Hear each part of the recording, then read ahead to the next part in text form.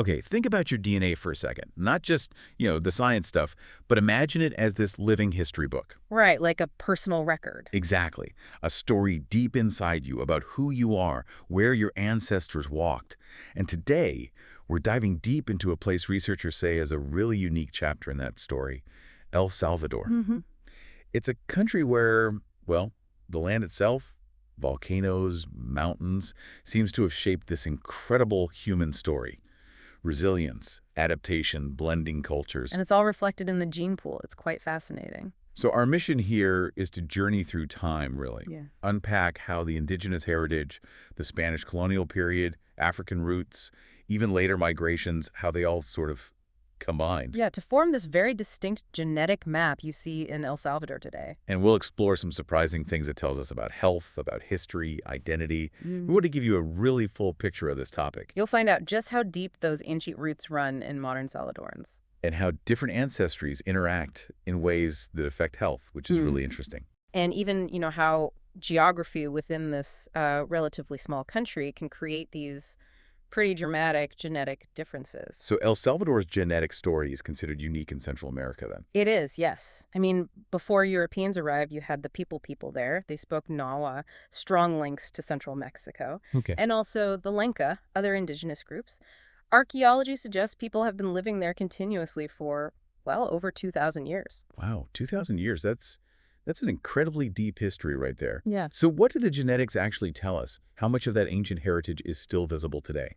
Well, scientists have found quite a lot, actually. Modern Salvadorans carry a significant amount of indigenous ancestry, often somewhere around 40–45%. Clearly half. Yeah, and what's really telling is that this percentage is often even higher in the more rural, mountainous areas. It directly reflects that deep, continuous history we mentioned. I see. And researchers have even identified specific genetic markers, alleles, different versions of a gene that seem linked to adaptations. Adaptations, Like traits that maybe helped optimize how the body processes diets rich in maize, which was a staple for thousands of years.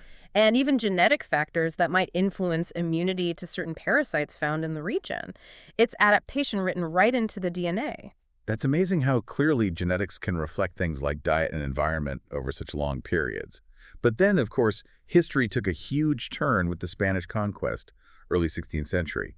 How did that reshape things genetically? Oh, profoundly. The conquest brought a very significant European genetic layer. Studies show that, on average, maybe 40–50% of Salvadoran ancestry today traces back to Europe. Mostly Spain, I assume. Primarily, yes, mostly from Spain's Andalusia and Extremadura regions. And this influence, as you probably guess, tends to be strongest in cities and areas that were colonial centers. Right.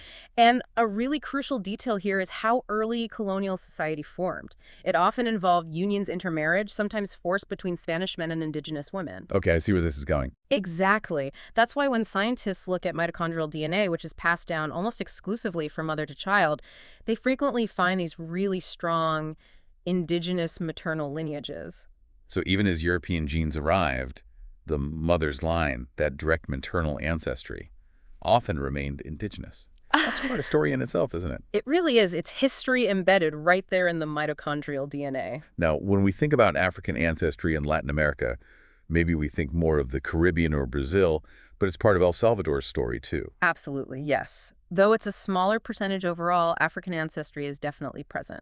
Studies estimate maybe 5–10% of the Salvadoran genetic makeup has African origins. And where did that primarily come from? Mainly from West and Central Africa. This traces back mostly to enslaved people brought during the colonial era, but also potentially some later Afro-Caribbean migration too. It reflects those wider colonial trade routes and movements of people in the region. So we've got these major threads, indigenous, European, African. But you mentioned the story doesn't stop there. Later migrations added more layers. Precisely, yeah. In the late 19th and early 20th centuries, El Salvador saw new arrivals. People came from places like Palestine, Lebanon, also Germany, Italy. Interesting. So smaller groups numerically. Quantitatively, yes, their genetic contribution to the overall population is minor, but they introduced this rare yet measurable genetic diversity. Right. And some groups, like Palestinian Salvadorans, for example, have had a really notable cultural and economic impact, actually quite disproportionate to their numbers, adds another layer of complexity. Okay, so we've mapped out this complex history. Moving to the implications now, what does this unique genetic mix actually tell scientists? What can they learn from it about, say, health or human migration? Well, this complex blend offers some really significant insights. Take metabolic health, for instance. Right. The specific combination of indigenous, European, and African ancestral genes can influence how the body processes sugars and fats in a unique way. Which could affect things like diabetes. Exactly. It could impact the prevalence, maybe even the progression of conditions like type 2 diabetes within the Salvadoran population. Understanding that blend could lead to more targeted, effective public health strategies. So it has direct relevance for improving public health today. That's huge. What else? What other areas? Well, immune response is another big one.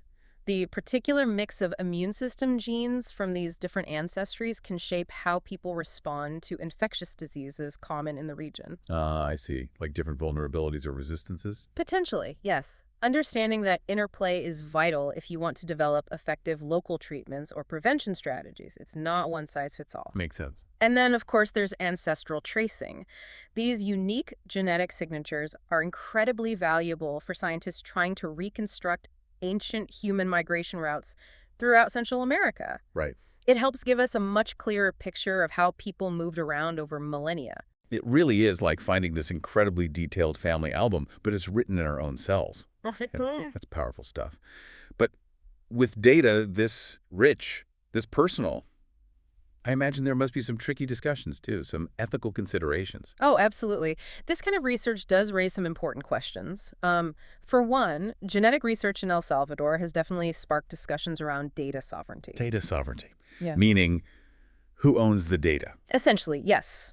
Some Salvadorans and local researchers have voiced concerns about, say, foreign institutions conducting research using their DNA, sometimes without what they feel is fair benefit sharing or collaboration with the local community. Right. Who owns this incredibly valuable information and who benefits most? Precisely. It's a key ethical debate.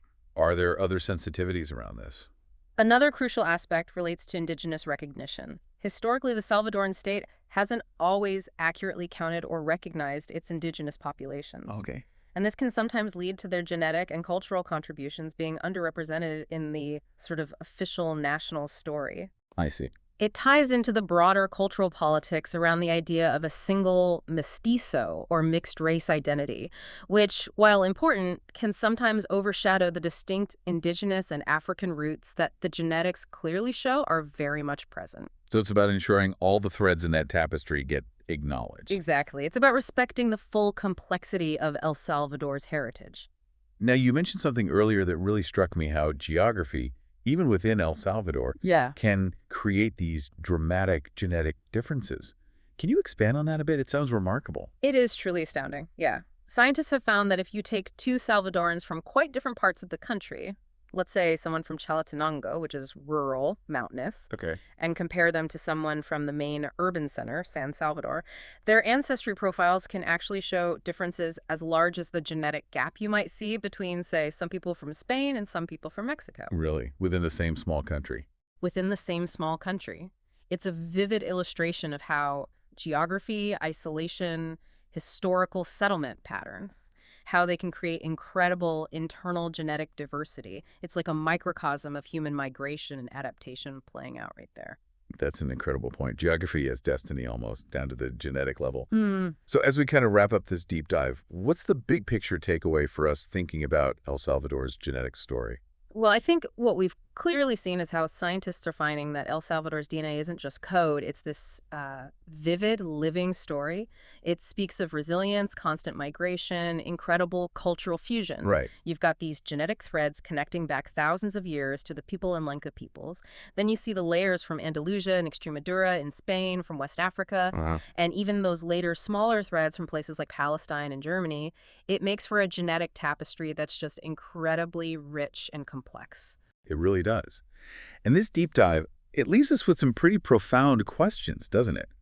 Like when we talk about a nation's genetic heritage, should we think of it as one single unified story? Or perhaps more like this vibrant tapestry, full of distinct ancestries, each with its own pattern contributing to the whole. Yeah.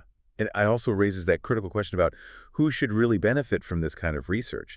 Is it mainly for the global scientific community? Or should the primary beneficiaries be the local populations whose very DNA holds these insights? It's a tough balance. And ultimately, how can these scientific advances, understanding our genes, help us preserve cultural identity while making absolutely sure we respect individual privacy? They're big questions. I think you need to consider how these stories, the ones embedded right in our cells, connect us, not just to the past, but right into these critical modern discussions about identity, about ownership, the future of knowledge itself. Yeah. The El Salvador gene, as we've kind of explored it here, it's clearly so much more than just science. It's history, it's culture, it's identity, all written into the fabric of life.